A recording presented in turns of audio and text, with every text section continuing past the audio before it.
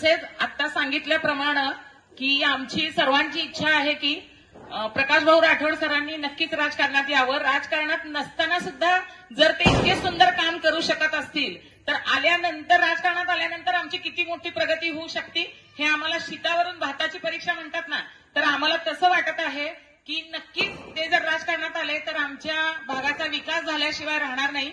आणि विशेष म्हणजे ते स्वतः स्वस्थ बसणार नाही, कारण जो माणूस आपल्या स्वतःच्या पदरचं देऊन जर एवढं काम करत असेल, आपण दुसऱ्याला काहीतरी देताना 10 वेळा विचार करतो, पण प्रकाश भाऊ राठोड सर हे असे व्यक्तिमत्व आहे की ते स्वतःच्या स्वखर्चानी जेव्हा इतर लोकांची मदत करू शकतात तर त्यांना एखादं राजकारणात आल्यानंतर जे पाठबळ असते किंवा एक सत्ता आल्यानंतर माणसाच्या हातात एक पॉवर निर्माण होती, तर त्या पॉवरचा ते नक्कीच सर्व जनसामान्यासाठी त्याचा उपयोग करतील अशी आम्हाला खात्री आहे।